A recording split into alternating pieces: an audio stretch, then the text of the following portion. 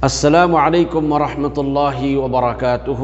الحمد لله وكفى وسلام على عباده الذين اصطفى. أما بعد فأعوذ بالله من الشيطان الرجيم. إن الذين يكفرون بالله ورسله ويريدون أن يفرقوا بين الله ورسله ويقولون نؤمن ببعض ونكفر ببعض ويريدون أن يتخذوا بين ذلك سبيلا أولئك هم الكافرون حقا. اللهم صل على محمد النبي الأمي وعلى آله وأصحابه أجمعين. সম্মানিত দ্বীনী ভাই বোনেরা, আমি আজ আপনাদের সামনে যে বিষয়ে আলোচনা করব সেই বিষয়টি হলো সকল নবী রসুলগণের ব্যাপারে, সকল নবী ও রসুলগণের ব্যাপারে আমাদের করণীয় কি।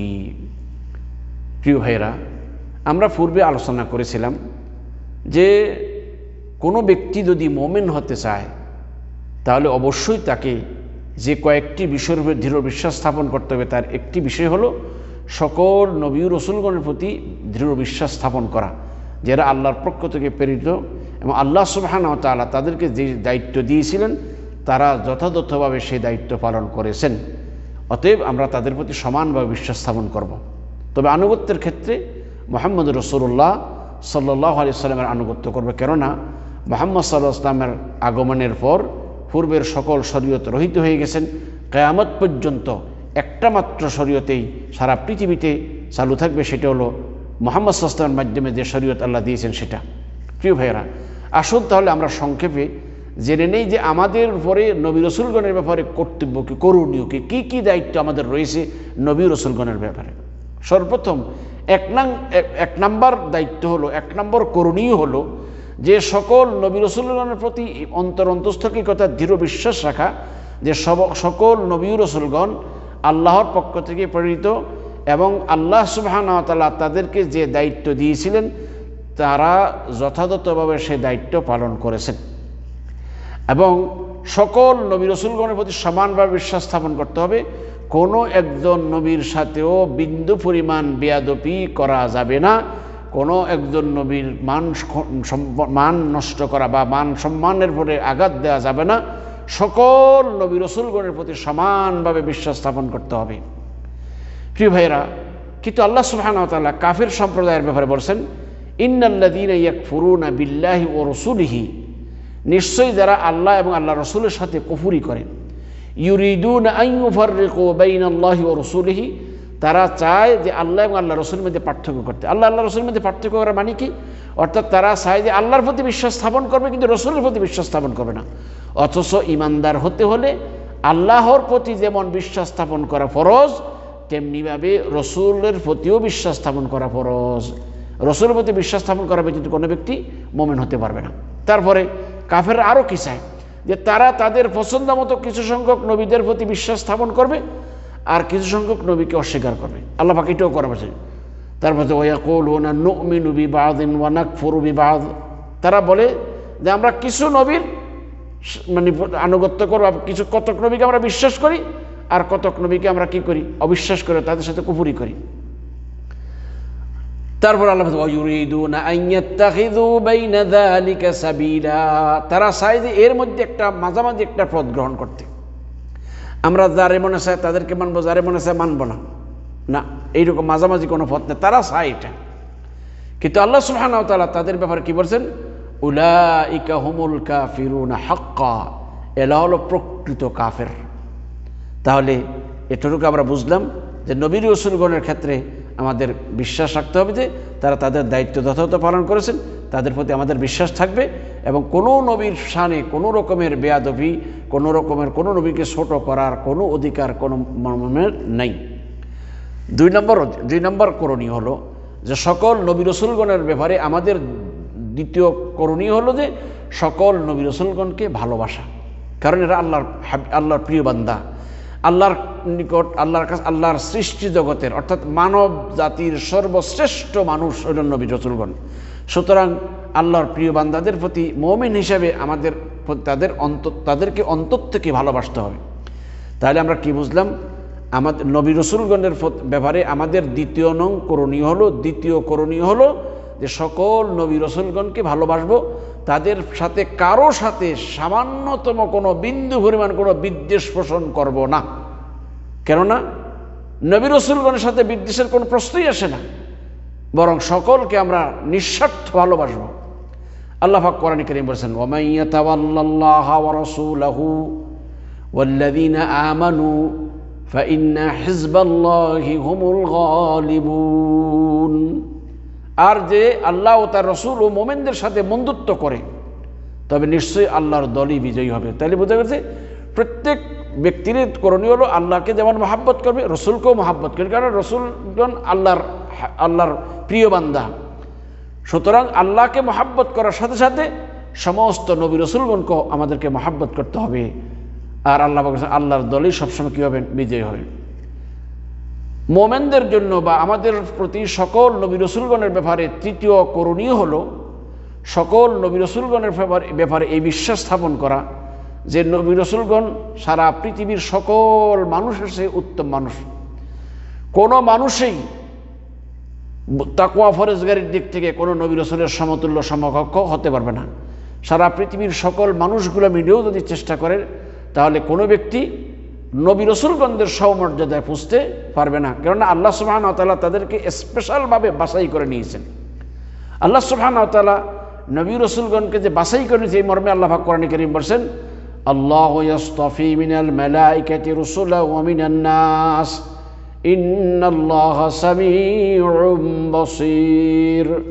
আল্লাহ ফেরেশতা ও মানুষের মধ্যে থেকে রসুলগণ মনোনীত করেন। অবশ্যই আল্লাহ সর্বশ্রোতা সর্বদ্রষ্টা। তাহলে আল্লাহ সুবহানাহু ওয়া তাআলা এই তার বান্দাদের মধ্য থেকে স্পেশালভাবে বাছাই করে আল্লাহ পাক রসুলগণকে মনোনীত করেছেন। সুতরাং রসুলগণ আল্লাহর মনোনীত বান্দা, রসুলগণ আল্লাহর প্রিয় বান্দা। যে বান্দা আল্লাহকে ভালোবাসে, সেই বান্দার উপর ওয়াজিব হলো নবী রসুলগণকেও ভালোবাসা। নবী রসুলগণের ব্যাপারে আমাদের চতুর্থ করণীয় হলো যে এ বিশ্বাস আমাদের অন্তরে স্থাপন করতে হবে যে আল্লাহ সুবহানাহু ওয়া তাআলা সকল নবীগণকেই আল্লাহ পাক তার দায়িত্ব দিয়ে প্রেরণ করেছেন। তবে নবী রসুলগণদের মধ্যে আল্লাহ পাক কতক নবীকে অন্য নবীর সাথে কিছু বেশি মর্যাদা দিয়েছেন। কিন্তু আমরা সকল নবীর সাথে আমাদের সকল নবীর ব্যাপারে আমাদের একই বিশ্বাস হবে যে এরা সবাই আল্লাহর পক্ষ থেকে প্রেরিত, এরা সবাই আল্লাহর রসুল। তবে আল্লাহ সুবহানাহু ওয়া তাআলা তাদের কতক নবীর উপরে কোনো নবীর উপরে মর্যাদা বেশি দিয়েছেন। যেমন আল্লাহ পাক কোরআনে কারীমে বলেছেন, তিলকার রুসুলু ফাদ্দালনা বা'দাহুম আলা বা'দিন মিনহুম মান কাল্লামাল্লাহু তিলকার রুসুলু ফাদ্দালনা বা'দাহুম আলা বা'দিন মিনহুম মান কাল্লামাল্লাহু ওয়া রাফা'a বা'দাহুম দারাজাত। আল্লাহ রাব্বুল ইজ্জত ওয়াল জালাল বলেছেন, তিলকার রুসুলু ফাদ্দালনা বা'দাহুম আলা বা'দ। ওই রসুলগণ আমি তাদের কাউকে কারোর উপর শ্রেষ্ঠত্ব দিয়েছি, কোন রসুলকে অন্য রসুলের সাথে শ্রেষ্ঠত্ব দিয়েছি। তাদের মধ্যে কারোর সাথে ওয়ামিনহুম মান কাল্লামাল্লাহু, তাদের মধ্য থেকে কারোর সাথে আল্লাহ কি করেছেন? কথা বলেছেন। ওয়া রাফা'a বা'দাহুম দারাজাত, আর কারো মর্যাদা আল্লাহ উঁচু করেছেন। তাহলে আমরা বিশ্বাস করো সবাই আল্লাহর রসুল, কিন্তু আল্লাহ সুবহানাহু ওয়া তাআলা রসুলগণদের মধ্যে, নবী ও রসুলদের মধ্যে কাউকে মর্যাদা বেশি দিয়েছেন অন্যজন থেকে। তবে আমরা সবাই প্রতি সমানভাবে বিশ্বাস রাখবো, সবার প্রতি শ্রদ্ধা সম্মান সবার প্রতি সমান রাখবো। প্রিয় ভাইরা, নবী ও রসুলগণের ব্যাপারে আমাদের পঞ্চম নম্বর করণীয় হলো যে নবী ও রসুলের প্রতি সালাত ও সালাম পাঠ করা। নবী ও রসুলগণের প্রতি সালাত ও সালাম পাঠ করা তার মানে হলো যখনই আমাদের সামনে কোনো নবী ও রসুলের নাম নেওয়া হবে তখন তাদের প্রতি আমরা সালাত ও সালাম পাঠ করব। আল্লাহ রাব্বুল ইজ্জত ওয়াল জালাল হযরত নূহ আলাইহিস সালাতু ওয়াস সালামের ব্যাপারে বলেছেন, ওয়া তারাকনা আলাইহি ফিল আখিরিনা সালামুন আলা নূহিন ফিল আলামিন। সালামুন আলা নূহিন ফিল আলামিন। আল্লাহ পাক বলেছেন, শান্তি বর্ষিত হোক নূহের উপরে সকল সৃষ্টির মধ্যে। তাইলে আল্লাহ সুবহানাহু ওয়া তাআলা এখানে নূহ আলাইহিস সালাম শান্তির জন্য কি করেছেন? শান্তির কথা বলেছেন।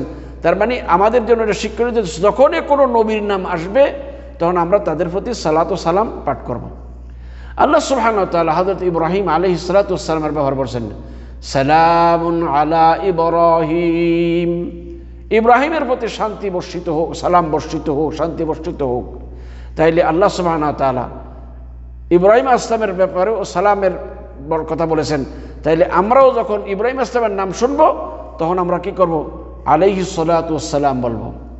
এমনিভাবে মূসা এবং হারুন আলাইহিমাস সালাতু ওয়াস সালামের নাম আল্লাহ নিয়ে তাদের প্রতিও সালামের আল্লাহ বলেন সালামুন আলা মূসা ওয়া হারুন, হারুন এবং মূসার প্রতি সালাম, আল্লাহ তাদের সালাম দিয়েছেন। তাহলে এমনিভাবে সকল নবী রাসূলগণ আল্লাহ পাক আল্লাহ রাসূলের ব্যাপারে ইন্নাল্লাহা ওয়া মালাইকাতাহু ইউসাল্লুনা আলান নবী ইয়া আইয়ুহাল্লাযীনা আমানু সাল্লু আলাইহি ওয়া সাল্লিমু তাসলিমা।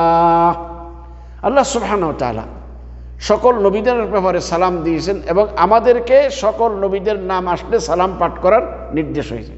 তাহলে সমস্ত নবী রাসূলগণের নাম যখনই আমাদের সামনে নেওয়া হবে তখন আমরা কি করব? নবী রাসূলের প্রতি সালাত ও সালাম পাঠ করব। আল্লাহ সুবহানাহু ওয়া তাআলা আমাদের প্রিয় নবী মুহাম্মদ রাসূলুল্লাহ সাল্লাল্লাহু আলাইহি ওয়াসাল্লামের প্রতি সালাত ও সালাম পাঠ করার জন্য আমাদেরকে নির্দেশ দিয়েছেন, সাল্লু আলাইহি ওয়া সাল্লিমু তাসলিমা, তোমরা মুহাম্মদ সাল্লাল্লাহু আলাইহি ওয়াসাল্লামের সালাত ও সালাম পাঠ করো।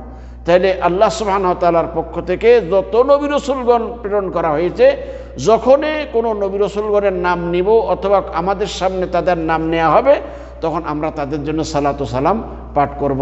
আল্লাহ আমাদেরকে কথাগুলো বোঝা তদনুযায়ী আমল করার তৌফিক দান করুন। আমিন। ওয়া আখিরু দাওয়ানা আলহামদুলিল্লাহি রাব্বিল আলামিন। আসসালামু আলাইকুম ওয়া রাহমাতুল্লাহি ওয়া বারাকাতুহু।